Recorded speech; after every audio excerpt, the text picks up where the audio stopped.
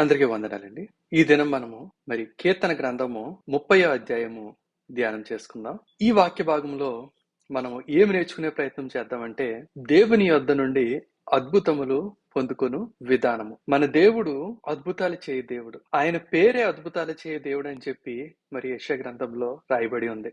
His name shall be called wonderful అని ఉంటుంది. అంటే ఆయన పేరే అద్భుతాలు చేయ దేవుడు. అంటే ఆయన ఎప్పుడు అద్భుతాలు చేస్తాడు. ఆయన చేసిన అద్భుతాలతో ఆయన పిలుస్తున్నాం. ఆయన పని పేరుగా పెట్టి మనం పిలుస్తున్నాం. ఆయన అద్భుతాలు చేసే దేవుడని. ఆయన ఎల్లప్పుడూ కూడా అద్భుతాలు చేసే దేవుడై ఉన్నాడు. అయితే ఇలాంటి అద్భుతాలు చేసే దేవుడిని దగ్గర నుంచి మనము అద్భుతములను ఎలా పొందుకొనవలనో మనకి తెలియాల్సి ఉంది. ఈ కీర్తన భాగం ద్వారా మనం అది తెలుసుకునే ప్రయత్నం చేద్దాం. యెహోవా నా శత్రువులను నా విషయమై సంతోషింపనీయక నీవు నన్ను ఉద్ధరించి ఉన్నావు, అందుకై నేను నిన్ను కొనియాడుచున్నాను. ఇక్కడ దావీదు దేవుడు తనని శత్రువుల విషయంలో ఎలాంటి రక్షణ కలుగజేశాడు అన్న దాని గురించి ఈ ప్రార్థన ప్రారంభిస్తున్నాడు. యెహోవా నా దేవా, నేను నీకు మొర్ర పెట్టగా నీవు నన్ను స్వస్థపరిచితివి. నేను నీకు మొర్ర పెట్టాను, నువ్వు నన్ను స్వస్థపరిచావు. ఈ స్వస్థత అన్న మాట కేవలము అనారోగ్యమునకు సంబంధించిన స్వస్థతే కాదు గాని మన ఆలోచన తీరు, ఒక శ్రమలోనో ఒక భయములోనో లేకపోతే ఒక చాలా భయంకరమైన దానిలోనో మనము చిక్కుబడినప్పుడు మనకి ఏమీ తోచని పరిస్థితుల్లో, మనకి దిక్కు తోచని పరిస్థితులు సంభవించినప్పుడు అలాంటి పరిస్థితుల్లో కూడా దేవుడు సరైన ఆలోచన, సరైన మార్గము ఎన్నుకోగలిగే స్థితి, సరైన క్రియలు లేకపోతే సరైన పనులను తలపెట్టగలిగే స్థితిలో ఉంచడం అనేది ఒక స్వస్థతగా చెప్పుకోవచ్చు. ఇక్కడ దావీదుకి ఏంటంటే అలాంటి శ్రమ వచ్చినప్పుడు నీవు నన్ను స్వస్థపరిచి అంటే నన్ను ఆ భయములో నుంచి,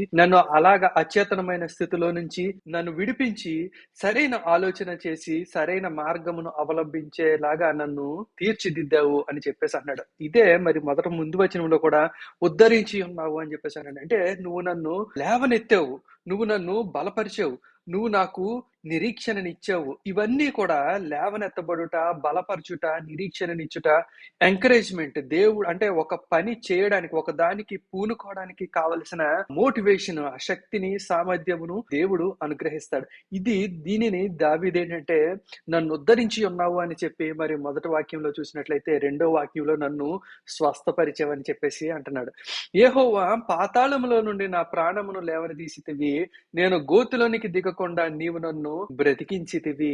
ఇక్కడ పాతాళములోనికి నిజంగా దావీదు వెళ్ళగలడా, లేకపోతే పాతాళంలోకి వెళ్ళిన వారు తిరిగి రావడం ఎప్పుడైనా మనం చూసాము? ఇక్కడ ఇది దేని సందర్భంలో చెప్పబడింది ఏంటంటే, అంతటి చీకటిలోకి, అంత మరణ భయంలోనికి, ఇక మీదట నాకు భవిష్యత్తు అనేది లేదు, లేకపోతే భవిష్యత్తు ఊహించుకోలేని పరిస్థితుల్లో నుంచి దేవుడు దావీదుని తిరిగి మరలా తను ఒక ఫ్యూచర్ ని ప్లాన్ చేసుకునే పరిస్థితుల్లోనికి, ముందుకి ఆలోచించగలిగే పరిస్థితుల్లోనికి, ఒక మార్గము సిద్ధపరచుకొని అందులో ప్రయాణించగలిగే పరిస్థితుల్లోనికి మళ్ళా దేవుడు దావీదుని నడిపించినట్టుగా మనం ఇక్కడ చూడొచ్చు. యెహోవా పాతాళంలో నుండి నా ప్రాణమును లేవదీసితివి, నేను గోతులోనికి దిగకుండా నీవు నన్ను బ్రతికించితివి. ఇక్కడ బ్రతికించిదివి అంటే నా జీవితాన్ని కొనసాగింప చేసేటివి. అంటే నేను ముందుకి రేపేం చేయాలి, ఎల్లుండి ఏం చేయాలి, ఈ సంవత్సరం ఏం చేయాలి, తర్వాత నేను ఎలా ఉండబోతున్నాను అన్న దిశగా నన్ను నడిపించావు, నన్ను బలపరిచావు, స్వస్థపరిచావు అని చెప్పి దావీదు ఇక్కడ చెప్పడం జరుగుతుంది.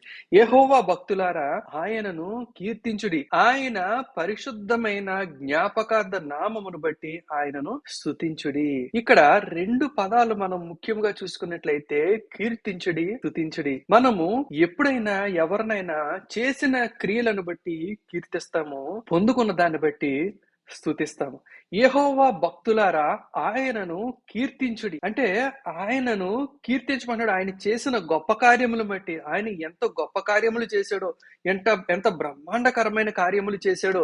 మన ఈ వాక్య భాగానుసారంగా మన టైటిల్ ఉద్దేశించి మాట్లాడుకోవాలంటే ఆయన ఎంతటి అద్భుత కార్యములు చేశాడో వాటిని కీర్తించమంటున్నాడు. మనకు బైబిల్లో అనేకమైన అద్భుత కార్యములు పాత నిబంధన గ్రంథంలోను కొత్త నిబంధన గ్రంథంలో సైతము చేయబడి ఉన్నాయి. వాటిని ఉద్దేశించి, వాటిని తెలుసుకొని, వాటిని జ్ఞాపకం చేసుకొని మనము దేవుడిని కీర్తించాల. ఎంత గొప్ప, ఎంత ఉన్నతమైన అద్భుత కార్యములు చేశారు. ఎప్పుడు ఎవరు కని విని ఎరగని, ఇలాంటిది ఒకటి జరుగుతుంది అని ఊహించనిది అంత గొప్ప అద్భుత కార్యములు దేవుడు జరిగించినట్లుగా, అనేకమైన క్రియలు జరిగించినట్లుగా మనం బైబిల్ గ్రంథంలో చూడొచ్చు. వాటన్నిటిని బట్టి కూడా మనము దేవుడిని కీర్తించే వారంగా ఉండాలి. ఆయన పరిశుద్ధమైన జ్ఞాపకార్థ నామమును బట్టి ఆయనను స్తుతించుడి. ఆయన పరిశుద్ధమైన అంటే అన్న పదానికి అర్థం ఏంటంటే ఎప్పుడు కూడా మార్గము తప్పనిది, ఏ దోషము కూడా ఎంత మాత్రము అంటుకొని నిలిచి ఉండదు. అంటే ఎప్పుడు కూడా ఏకరీతిగా ఉండేది. అంటే ఎప్పుడు కూడా ఈక్వల్ ఇంటెన్సిటీ, ఎప్పుడు కూడా సమానమైన సామర్థ్యము కలిగి, ఎప్పుడు కూడా ఏకరీతిగా ఉండే ఆయన జ్ఞాపకార్థ నామము, అంటే ఆయన నామము ఎప్పుడు కూడా ఏకరీతిగా ఉంటదంటే ఆయన నామం పరిశుద్ధముగా ఉంటదని అర్థం. జ్ఞాపకార్థ నామమును బట్టి అంటే ఆయన ఇక్కడ దావీదు విషయమై చూసినట్లయితే ఆయన స్వస్థపరచువాడు అన్నది దావీదు సందర్భంలో అది అతని యొక్క జ్ఞాపకార్థ నామము. దావీదు దేవుని నిమిత్తము జ్ఞాపకం చేసుకోవాల్సిన జ్ఞాపకార్థ నామము ఏమిటంటే దేవుడు స్వస్థపరచువాడు అన్నది దావీదు జ్ఞాపకం చేసుకోవాల్సిన జ్ఞాపకార్థ నామం. ఆ జ్ఞాపకార్థ నామమును ఈ రోజు మనకి అస్వస్థతో, లేకపోతే ఇబ్బందో, లేకపోతే ఒక శ్రమో, లేకపోతే దేనికి సంబంధించిన అద్భుతం కోసం ఎదురు చూస్తున్నారు నాకు తెలియదు, కానీ అది ఆరోగ్య సంబంధమైనది అయి ఉండొచ్చు, లేకపోతే రిలేషన్షిప్ సంబంధించింది అయి ఉండొచ్చు, లేకపోతే ఫైనాన్షియల్ సంబంధించింది అయి ఉండొచ్చు, ఉద్యోగం గురించి అయి ఉండొచ్చు, వ్యాపారం గురించి ఉండొచ్చు, ఎందులో అయినా సరే మరి మనకి తెలియాల్సినది ఏంటంటే మనము ఆయన చేసిన కార్యములను గురించి ఆయనను కీర్తించాలా. మనము ఏ విషయంలో అయితే ఒక అద్భుతము జరగాలని చెప్పి దేవుడి దగ్గర నుంచి మనము ఎక్స్పెక్ట్ చేస్తున్నామో ఆ జ్ఞాపకార్థ నామమును బట్టి ఆయనను స్తుతించాల. ఇక్కడ దావీదుకి ఎంచుకున్న జ్ఞాపకార్థ నామము ఏమై ఉంటదంటే ఆయన స్వస్థపరచు దేవుడు అన్నదే దావీదు ఎన్నుకున్న జ్ఞాపకార్థ నామమై ఉండొచ్చు. అలాగే మరి ఆయన సమృద్ధినిచ్చిన దేవుడు, ఆయన విడుదలనిచ్చు దేవుడు మీరు జ్ఞాపకం చేసుకోవాల్సిన జ్ఞాపకార్థ నామమై ఉంటది. ఇలాగా మరి ఆయన ఆ నామంతో ఎందుకు పిలువబడుతున్నారంటే ఆయన ఎప్పుడు కూడా మరి ఆ కార్యము జరిగిస్తాడు కాబట్టి, ఆయన క్రియలు అన్ని కూడా మరి అద్భుతములై ఉంటాయి కాబట్టి అలాంటి అద్భుతములు ఆయన చేస్తాడు. ఇప్పుడు మన పరిస్థితిని బట్టి మనం ఆలోచించవచ్చు, ఈ ప్రార్థన దేవుడు వింటున్నాడా, నా విషయంలో ఈ క్రియ దేవుడు చేస్తాడా, ఈ అద్భుతము దేవుడు జరిగిస్తాడా, నాకు ఇందులోంచి విడుదల లభిస్తుందా అనే అనుమానము మరి ప్రతి ఒక్కరికి రావడం సాధ్యమే. కానీ దానిని మనము ఆ అనుమానంలోంచి మనం బయటికి వచ్చే విధానం ఏంటంటే ఆయన గతంలో చేసిన క్రియలను, గతంలో చేసిన అద్భుతముల గురించి ఆయనను కీర్తించాలా. రెండవది ఏంటంటే ఆయన పరిశుద్ధమైన జ్ఞాపకార్థ నామమును బట్టి ఆయనను స్తుతించాలి. మనకి ఒక జ్ఞాపకార్థ నామమును మనము ఎంచుకోవాలా, దానిని పట్టుకోవాలా. ఒకవేళ మీకు గనక ఏ నామము చొప్పున ఈ ప్రార్థన చెయ్యాలో అర్థం కాలేదనుకోండి, ఏ జ్ఞాపకార్థ నామము మీకు జ్ఞాపకమునకు రాలేదనుకోండి, అప్పుడు మీరు చేయాల్సిన పని ఏంటంటే మన యేసు నామము అన్ని నామముల కన్నా పైనామము, అన్ని నామముల కన్నా గొప్ప నామము, అన్ని నామముల కన్నా ఘనమైన మహిమకరమైన నామము, బలమైన నామము. ఆ నామమును మరి మీరు జ్ఞాపకం చేసుకున్నట్టు ద్వారా మరి ఆయనను స్తుతించాల. ఇక్కడ స్తుతించడము అన్న మాట, మనము స్తుతించడం అంటే ఊరికే స్తుతి అంటే స్తుతించడం కాదు, కానీ మరి దేవుని సన్నిధిలో మనం ఏదైనా సరే అర్థవంతంగా చేయాల్సిన పని అయ్యింది. అయితే స్తుతి అంటే మనము దేవుడి దగ్గర నుంచి దేవునికి తిరిగి చెల్లించేది, అంటే మనము పొందుకున్నామని నమ్మి తిరిగి చెల్లించేది. ఆయన నామము ఇది, ఆయన నామము అన్ని నామముల కన్నా పైనామము, ఆయన నామము స్వస్థపరచు నామము, ఆయన నామము సమృద్ధినిచ్చు నామము, ఆయన నామము విడుదలనిచ్చిన నామము అని చెప్పి మనము ఆయన జ్ఞాపకార్థ నామమును గుర్తు చేసుకొని ఆయన నామము ఎల్లప్పుడూ కూడా ఏకరీతిగా నిలిచి ఉన్న నామం. ఆయన నిన్న అద్భుతాలు చేశాడు, నేడు అద్భుతాలు చేస్తున్నాడు, రేపు అద్భుతాలే చేస్తాడు అని చెప్పి ఆయన పరిశుద్ధమైన అట్టి నామమును మనము స్తుతించాలంటే, అంటే ఆయన ఈ రోజు చేస్తున్నాడు, ఆయన నామమును బట్టి ఈ రోజు నాకు ఈ కార్యము జరుగుతుందని చెప్పి మనము ఆయనని స్తుతించవలసిన వారమై ఉన్నాము. దేవుడు ప్రతి ఒక్కరిని కూడా ప్రేమించే దేవుడు, ప్రతి ఒక్కరికి కూడా సమృద్ధికరంగా ఇచ్చే దేవుడు. మనము దేవుడు మనల్ని ప్రేమించి ఎన్నో ఇచ్చాడు. తన సొంత కుమారుడైన, తన ఏకైక కుమారుడిని మరి ఈ లోకముని ఎంతగానో ప్రేమించి అప్పచెప్పనని చెప్పి మనము యోహాను సువార్తలో చూడొచ్చు. అలాగా దేవుడు ప్రేమిస్తున్నాడు అంటే దేవుడు ఇస్తున్నాడు అని అర్థం. అదే మరి మనము దేవుడిని తిరిగి ప్రేమించడం అంటే ఏంటి అర్థము అంటే, మనం దేవుడిని తిరిగి ప్రేమిస్తున్నామంటే మనం దేవుడికి ఏది ఇవ్వలేము, కానీ ఆయన ఇస్తున్నది మనం పొందుకుంటున్నామని, ఆయన ప్రేమమయుడని చెప్పి మనము నమ్ముతున్నామని. అలాగా నమ్మి మనం చేయాల్సిన పని ఏంటంటే స్తుతి. మనము స్తుతిస్తున్నామంటే దేవుడిని తిరిగి ప్రేమిస్తున్నామని. ఇంకా చెప్పాలంటే ఆయన యొద్ద నుండి ఆయన ప్రేమను, ఆయన అనుగ్రహిస్తున్న ప్రతి అనుభవమును, ఆయన ఇస్తున్న ప్రతి ఈవులను మనం పొందుకుంటున్నామని అర్థం. ఇది ఒక దేవుడికి మనకి ఉండే ఒక రిలేషన్‌షిప్. కాబట్టి ఏంటంటే మరి మనము తిరిగి ప్రేమిస్తున్నాము అని చెప్పడమే స్తుతించటము. అంటే నువ్వు ఇస్తున్నావు, నేను పొందుకుంటున్నాను. నువ్వు ఎల్లప్పుడూ కూడా ప్రేమించే దేవుడివై ఉన్నావు. నువ్వు ప్రేమయ్యి ఉన్నావు. అంటే ఎల్లప్పుడూ ఇచ్చేవాడువుగానే ఉన్నావు. కాబట్టి ఏంటంటే ఇచ్చేవాడువుగా ఉన్న నిన్ను నేను స్తుతించడం ద్వారా నీ ప్రేమను నేను అందుకుంటున్నాను, పొందుకుంటున్నాను, అంగీకరిస్తున్నాను. మరి దాన్ని బట్టి నీకు తిరిగి ప్రేమిస్తూ కృతజ్ఞతాస్తుతులు చెల్లిస్తున్నాను అని చెప్పి మనం ఇచ్చే ఉత్తరానికి ఇచ్చే ప్రత్యుత్తరం లాంటిదే ఈ స్తుతి. కాబట్టి అలాంటి స్తుతి ద్వారా మనము దేవుణ్ణి ఏంటంటే ఆయన జ్ఞాపకార్థ నామమును మనం ఎప్పుడైతే స్తుతిస్తామో, ఆయన చేసిన క్రియలను ఎప్పుడైతే కీర్తిస్తామో, మన హృదయము కానీ మన జీవితము కానీ ఒక అద్భుతమును జరిగించుటకు కావలసిన రీతిగా మరి అనుకూలముగా మలచబడతది. అలా మలచబడినప్పుడు మనము అద్భుతములను సులువుగా పొందుకునే పరిస్థితి ఉంటది. మనం ఇంకా తర్వాత వచనంలో చూసుకున్నట్లయితే ఆయన కోపము నిమిషమాత్రము ఉండును, ఆయన దయ ఆయుష్కాలమంతయు నిలుచును. సాయంకాలమున ఏడుపు వచ్చి రాత్రి ఉండెనను, ఉదయమున సంతోషము కలుగును. ఒకవేళ మీరు ఏదైనా పడిపోయిన స్థితిలో ఉన్నా, లేకపోతే ఏదైనా పాపము చేసి మరి దాని యొక్క భారము మీరు కలిగి ఉన్నప్పటికీ కూడా మీరు జ్ఞాపకం చేసుకోవాల్సింది ఏంటంటే ఆయన కోపము క్షణమాత్రం ఉండును గాని ఆయన కృప ఆయుష్కాలం అంతా కూడా, ఆయన దయ ఆయుష్కాలం అంతా కూడా నిలిచి ఉంటుందని చెప్పేసాను. అంటే ఆయన ఒక కార్యము జరిగించాడంటే దాన్ని మళ్ళా వెనక్కి తీసుకునే దేవుడు కాదు.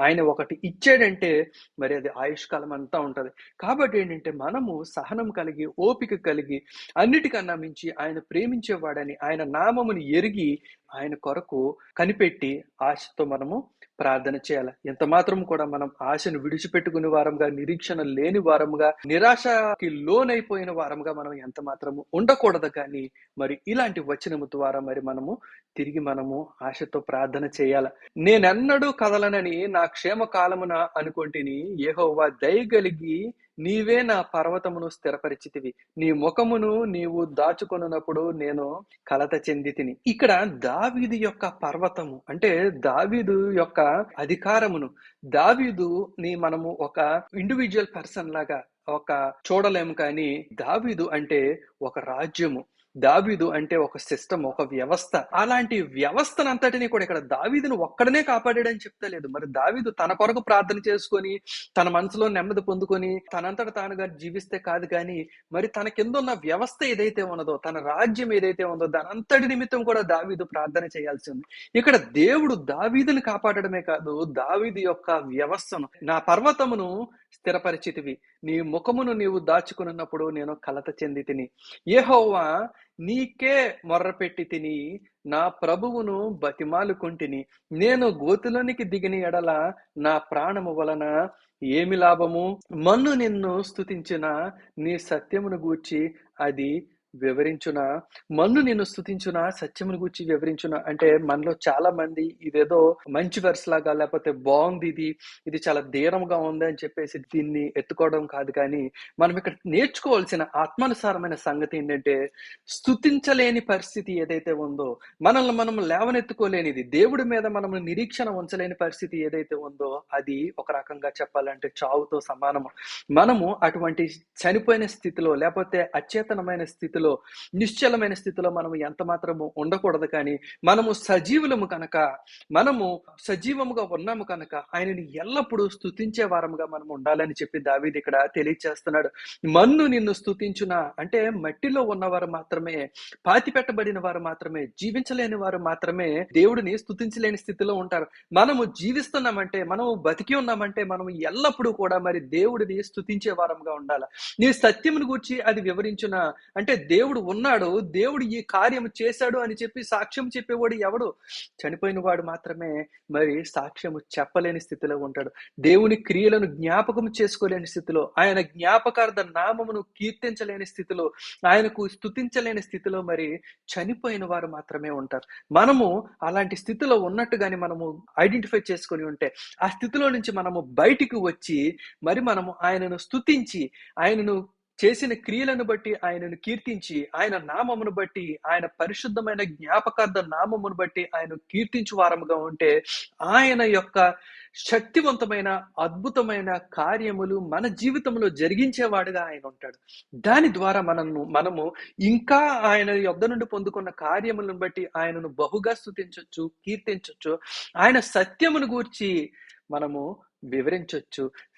నీ సత్యమును గూర్చి అది వివరించునా అని చెప్పేసి అంటున్నాడు. కాబట్టి మనము సజీవులమై ఉండి ఆయన సత్యమును వివరించాలి. ఆయన సత్యం అంటే ఆయన నిజమని కాదు, ఆయన ఉన్నాడు అన్న సత్యము, ఆయన నమ్మదగిన వాడు అన్న సత్యము. ఇది అబద్ధము కాదు. మన పరిస్థితుల్లో గాని, మన శ్రమలో కానీ ఆయన ఉన్నాడు అన్నదే సత్యము. నమ్ముట నీ వశమైతే నమ్ముని వారికి సమస్తము సాధ్యం అన్నాడు దేవుడు. కాబట్టి ఏంటంటే ఆయన సత్యవంతుడని మనము నమ్మి తీరాల. ఆయన సత్యవంతుడు.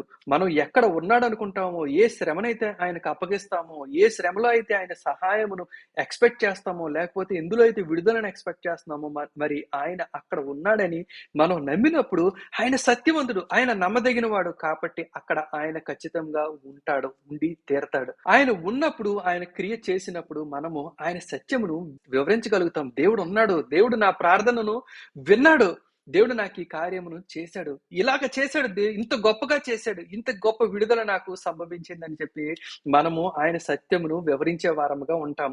అది సాక్ష్యము అనబడుతుంది. యెహోవా ఆలకింపుము, నన్ను కరుణింపుము. యెహోవా నాకు సహాయుడవయుండుము. నా ప్రాణము మౌనంగా నుండక నిన్ను కీర్తించినట్లు నా అంగలార్పును నువ్వు నాట్యముగా మార్చి ఉన్నావు. ఇక్కడ దేవుడు వచ్చినప్పుడు మరి దావీదు తన జ్ఞాపకార్థ నామమును బట్టి దేవుడిని ఏ రకంగా అయితే స్తుతించి, కీర్తించి, గణపరిచి, మహిమపరిచి ఆరాధన చేశాడో, ఏ రకంగా అయితే మరి దావీదు మరి అచేతనమైన స్థితిలో ఉండకుండా స్తుతించటానికి ఎలాగైతే పూనుకున్నాడో, దేవుడు ఏం చేశాడంట, ఆ స్తుతిని పెంచేశాడంట. నా ప్రాణము మౌనముగా నుండక, అంటే మనము కాసేపు స్తుతించి ఇంకా తర్వాత ఏం చేయాలో తెలియక మౌనమైన స్థితిలోనికి వెళ్ళొచ్చు. కానీ దేవుడు ఏం చేస్తాడంటే తన కార్యమును కొనసాగించి, మరి మనం ఏ స్తుతినైతే స్తుతించామో, దేన్నైతే మనం ఒప్పుకున్నామో, దేన్నైతే మనం కన్ఫెస్ చేశామో, దేవుడు ఎలాంటి వాడని మనం వివరించే ప్రయత్నం చేశామో, దాని చొప్పున దేవుడు ప్రయత్నం చేయడానికి ముందుకు కొనసాగి మరి ఆయన ఆ కార్యమును చేసినప్పుడు మనము ఇక మౌనముగా ఎంత మాత్రము ఉండక మరలా స్తుతించే పని మొదలు పెడతాం. నా ప్రాణము మౌనముగా ఉండక నిన్ను కీర్తించినట్లు నా అంగలార్పును నీవు నాట్యముగా మార్చి ఉన్నావు. ఇక్కడ సాయంకాలమున ఏడుపు వచ్చి ఉన్నా కూడా ఉదయానికి అది ఉండదని చెప్పి మనము వాక్యం చదువుకున్నాం. అలాగా మనము బాధలో ఉన్న, దుఃఖంలో ఉన్న మనం చేయాల్సిన పని ఏంటంటే మనము దేవుడిని కీర్తించటము, దేవుని స్తుతించటము, దేవుని మహింపరచడం మనం చేయాల్సిన పని. అలాగే చేసినప్పుడు ఏంటంటే ఆయన మనకి విడుదల కలగచేస్తాడు, మన అంగలార్పును నాట్యంగా మారుస్తాడు, మనము మరలా కీర్తిస్తాము, మరలా స్తుతిస్తాము. నీవు నా గోనిపట్ట విడిపించి సంతోష వస్త్రము నన్ను ధరింపచేసి అన్నావు. యెహోవా నా దేవా, నిత్యము నిన్ను స్తుతించెదను. ఇక్కడ నువ్వు నాకు కార్యం చేసావు, నా పరిస్థితిని తలక్రిందులు చేసావు, నాకున్న ఇరుకులో నుండి, నాకున్న ఇబ్బందిలో నుండి, నాకున్న దుఃఖంలో నుండి, శ్రమలో నుండి నన్ను విడుదల చేసి నన్ను సంతోషంలోనికి నన్ను నడిపించావు. కాబట్టి ఏంటంటే ఇంకా స్తుతిస్తానంటే, ఇంకా నీ అద్భుతాలను పొందుకుంటానని చెప్పేసి దావీదు అంటున్నాడు. అంటే గతంలో నేను స్తుతించినప్పుడు నువ్వు నాకు క్రియలు చేసావు, మరలా నిన్ను స్తుతిస్తాను, మరలా నేను అట్టి క్రియలను పొందుకుంటాను, మరలా నీ సహాయములో, నీ అద్భుతములలో నేను నా జీవితమును కొనసాగిస్తాను అని చెప్పేసి అంటున్నాడు. ఇక్కడ దీని ద్వారా మనం తెలుసుకోవాల్సినది ఏంటంటే, మనము నిత్యము స్తుతించటం ద్వారా మరి మన జీవితము ఆయన యొక్క అద్భుతములలో, ఆయన యొక్క విశ్వాసం మీద మనము కట్టబడతాము. మనకి ఎల్లప్పుడూ నిలిచి ఉండేది, స్థిరమైనది ఏదైనా ఉన్నదంటే మన దేవుడే. మన దేవుడు మన పక్షమును చేసే కార్యములే. ఆయన ఒక్కడే నిజమైన దేవుడు, ఆయన ఒక్కడే నమ్మదగిన వాడు. ఆయనని నమ్మితే, ఆయన స్తుతిస్తే మనకు కలిగేవన్నీ కూడా ఎప్పుడు అద్భుతాలే. ఎవరు కూడా అద్భుతాల మీద మనము నమ్మలేము, అవి జరగవచ్చు, జరగకపోవచ్చు అనుకుంటారు. కానీ ఆయన అద్భుతములు మాత్రమే స్థిరమైనవి, ఆయన ఒక్కడే నమ్మదగిన వాడు అన్నది మనము గ్రహించాలి. అది దావీదుకి అలాంటి రియలైజేషన్ ఉన్నది కాబట్టే మరి నిత్యము నేను నిన్ను స్తుతించేదని అంటాడు. ఎందుకు స్తుతిస్తున్నాడు? ఊరికే దేవుడికి దావీదు ఇచ్చేవాడా, నేను నీకు స్తుతించేవాడని, నువ్వు ఏం చేసినా చేయకపోయినా స్తుతిస్తాను అంటలేదు. ఇక్కడ నువ్వు నన్ను విడిపించావు, నువ్వు నా పరిస్థితిని మార్చేశావు, కాబట్టి నేను నిన్ను ఇంకా స్తుతిస్తాను, ఇంకా మారుస్తావు, ఇంకా ఉన్నతమైన స్థితిలోనికి నన్ను నడిపిస్తావు. ఎప్పుడూ నేను నిన్ను స్తుతిస్తాను, ఎప్పుడూ కూడా నువ్వు నన్ను ఉన్నతమైన స్థితిలోనికి తీసుకువెళ్తానే ఉంటావని చెప్పి మరి దావీదు ఇక్కడ మనకి తెలియచేయడం జరుగుతుంది. మరి దీని ద్వారా మీరు కూడా ఈ వాక్య భాగం ద్వారా మీరు కూడా ఈ స్తుతిని కీర్తించడాన్ని మరి మీరు గ్రహించి దేవుని యొక్క నామమును ఎరిగి ఆ నామం పరిశుద్ధమైనదని మరి గ్రహించి ఆయనను కీర్తించడం ద్వారా, స్తుతించడం ద్వారా, మహిమపరచడం ద్వారా, ఘనపరచడం ద్వారా మీరు ఆయన కార్యములు పొందుకొని మీరు పొందుకున్న కార్యములను బట్టి ఆయన సత్యమును వివరించువారుగా ఉండి ఆయన సత్యమును వివరించి మరి ఆయన యొద్ద నుండి మీ పరిస్థితులను మార్చబడిన తర్వాత ఎల్లప్పుడూ కూడా ఆయనను స్తుతించువారుగా ఉండి నిత్యము కూడా మీ జీవితమును మరి అద్భుతములలో కొనసాగిస్తారని నమ్ముతున్నాను. మరి ఈ వీడియో కనుక మీకు నచ్చినట్లయితే దయచేసి లైక్ చేయండి, షేర్ చేయండి, సబ్స్క్రైబ్ చేయండి. మీకు ఆశీర్వాదములన్నీ కూడా మిమ్మల్ని వెంబడించును గాక. ఆమేన్.